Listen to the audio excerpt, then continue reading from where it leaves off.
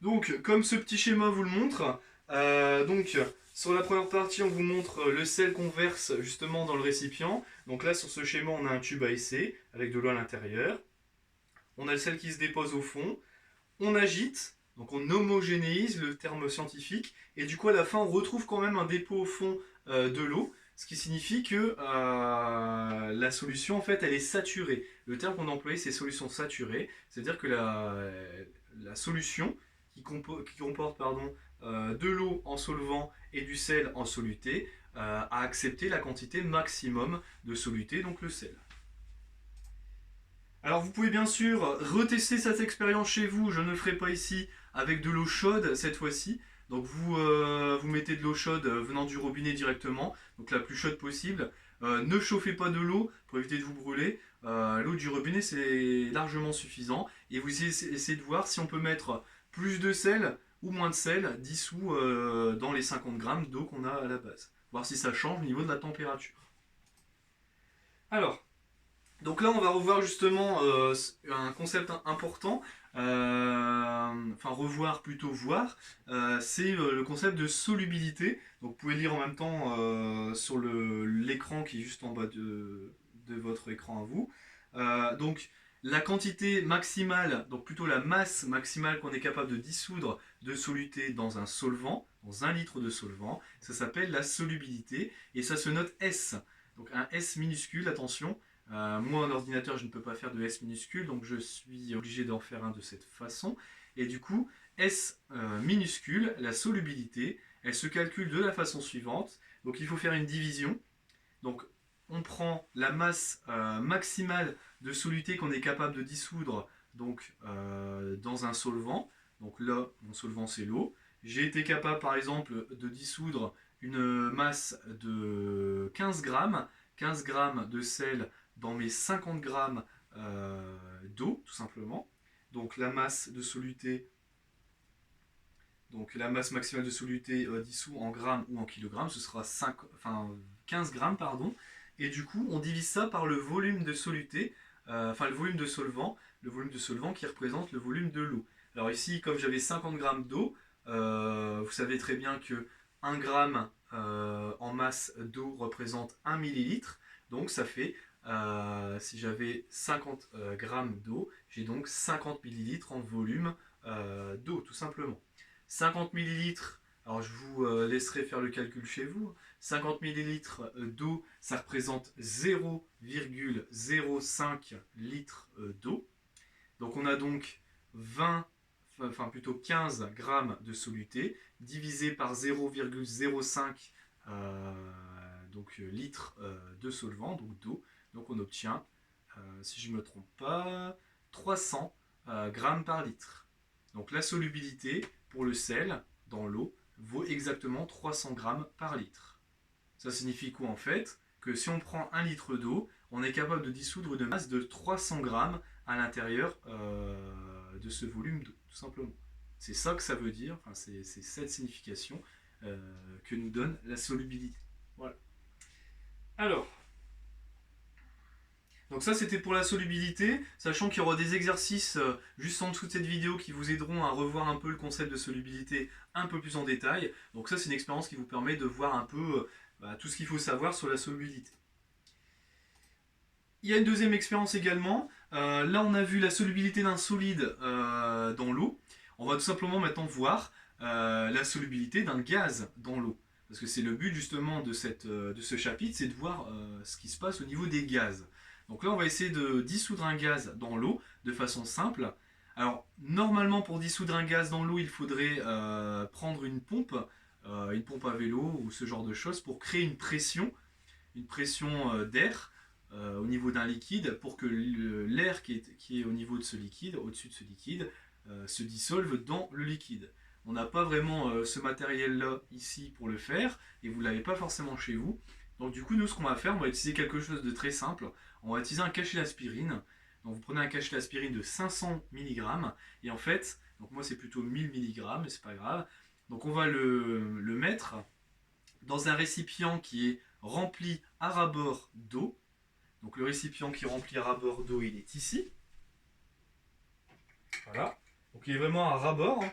Il ne faut pas qu'il y ait 1 ou 2 mm de libre. Il faut vraiment qu'il soit à ras-bord. Tout simplement pour que lorsqu'on mettra le cachet d'aspirine à l'intérieur et qu'on refermera le récipient, et ben, lorsque le cachet d'aspirine va réagir avec l'eau, donc dans l'aspirine, il y a un composé qu'on appelle l'acide acétylsalicylique.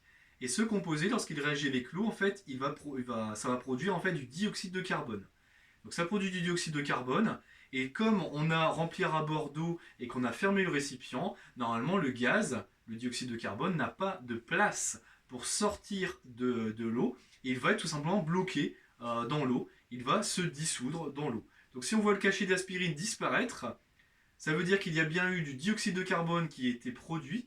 Et si donc ce dioxyde de carbone a été produit et que forcément le couvercle était bien refermé, normalement le dioxyde de carbone est là quelque part dans le récipient, donc il est forcément dissous dans l'eau. Donc c'est une preuve, on va dire en quelque sorte, pour montrer que le dioxyde de carbone, un gaz, peut se dissoudre dans un liquide.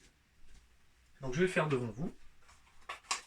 Donc je vais prendre une moitié de cachet parce que 1000 mg ce sera peut-être un peu beaucoup. Donc vous remplissez, je rappelle, à ras-bord votre récipient. Il faut qu'il soit plein et que votre récipient soit bien fermé après. Donc vous n'hésitez pas à bien fermer le récipient pour éviter que le couvercle forcément ne saute. Parce que forcément avec la pression, le gaz va vouloir sortir. Donc s'il veut sortir, il a le choix, soit il se dissout dans le liquide, soit il sort par le bouchon, par le récipient, et donc forcément il va pousser le récipient. Si le récipient reste bien arrimé, forcément, du coup, le gaz, le dioxyde de carbone, va se dissoudre dans l'eau. Donc je mets le cachet d'aspirine et je ferme. Voilà. Donc on attend.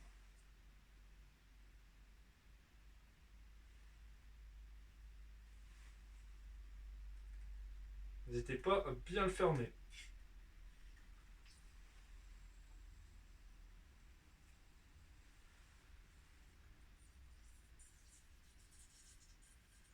D'ailleurs, on peut entendre un petit peu de pression.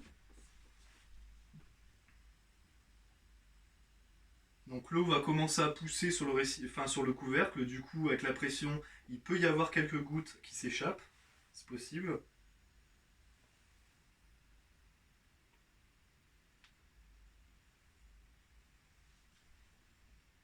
Donc là, visiblement, le cachet, il est presque totalement, il a presque totalement réagi avec l'eau.